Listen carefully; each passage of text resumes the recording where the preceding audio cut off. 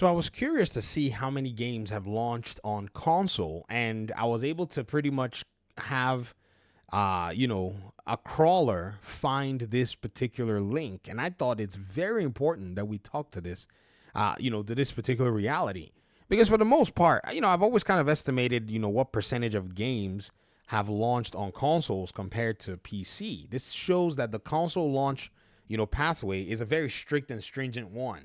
Developers, find it challenging to get into the console ecosystem, especially when they're indie. It's usually the AAA and AA, or, the publishers that already have a pipeline into these ecosystems that can make their way in there. And sometimes, developers don't have the money to go ahead and do that investment.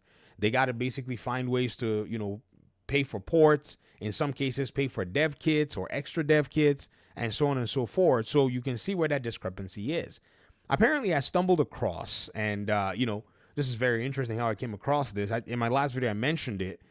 This Moby Games website, apparently what they have here is the number of video games that have launched on the PlayStation 5. They have everything here listed. They even have some genres, place, the year of launch. They have them all alphabetized and everything. It's insane how many categories that they've actually been able to put together for this particular thing, which is really interesting. You get to see all these games that have launched on the PlayStation 5.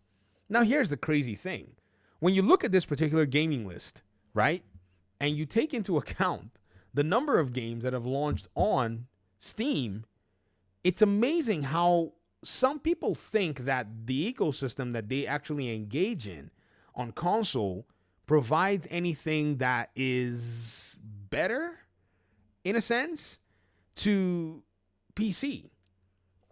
I mean, we haven't necessarily looked at all the numbers. And yes, somebody may say, well, the more of these games that you have, the more shovelware they are. But ladies and gentlemen, are y'all seeing some of the titles that are also here on the console as well? I mean, you're not going to be far from running into shovelware yourself if you're looking into this particular, framework and into this particular paradigm. So it's very interesting that a lot of people will say stuff like that, but when you point out the Steam game releases and show that there's a bigger number of, video games launched on Steam, I mean, collectively, many times they want to throw it into the shovelware category, but many times they haven't necessarily gone to look at these games and look at any pertaining data that actually does go into it. I was talking about a specific number set and looked at the amount of games that have been launched since GTA 5 came out in 2013. So I added up all of the games that have been launched since then, and so far there have been 103,980, give or take. I may have made a mistake somewhere, but if you look at these numbers, I mean, you can already kind of, some of you are good mathematicians, better mathematicians than I can ever be. You've already added it up in your head to say, yeah, that's close or accurate, right? Now, when you compare that to the number of games that have launched on the PlayStation 5, or according to what Moby Games is reporting, you realize that this is actually a fraction of, games. Now, that number is the number from PS4 all the way through now. However, if we go look at maybe the PS5 era, so 2020 all the way through now, it's still a bludgeoning in comparison. Because if there's been only 3,500 games approximately launched that entire time, just 2020 alone, there were 9,667 games that were launched on Steam. So you do have access to not just more games, but, man, exponentially more games. So this is one of the reasons whenever a lot of people will say, I want to stay on PlayStation because I want to play A, B, C, D, E, F, G games. I'm like, yeah, that's all well and good, but I think a lot of people are actually doing so because it's what it is that they actually know.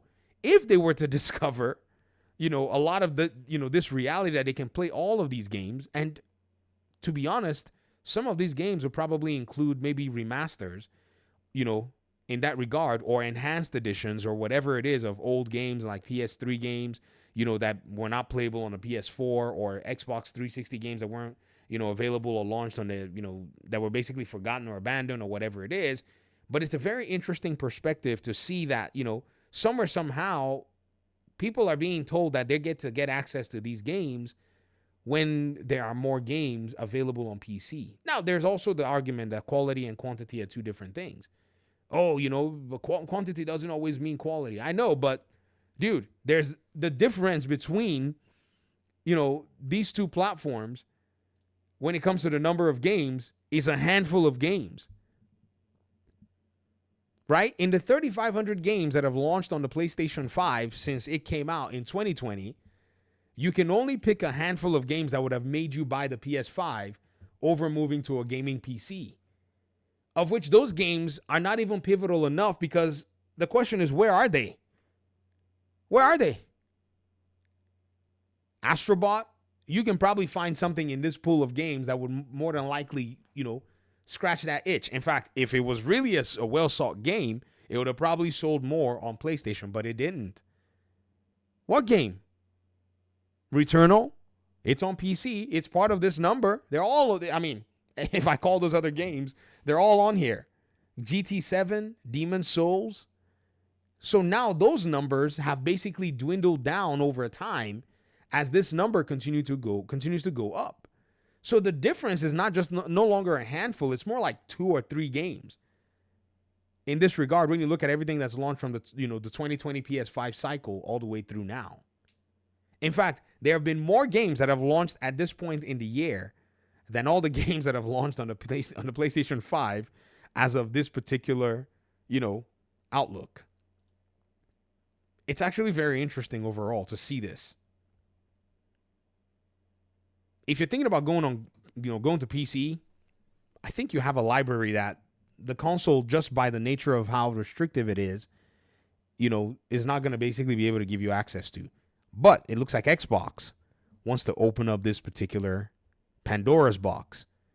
And if Xbox does this is the one thing a lot of people are not paying attention to. Xbox now gives you access to Xbox games on different terms with options, gives you access to Steam games, gives you access to games that are on other platforms that may not be available on Steam, like Good Old Games, Epic Games, and so on and so forth.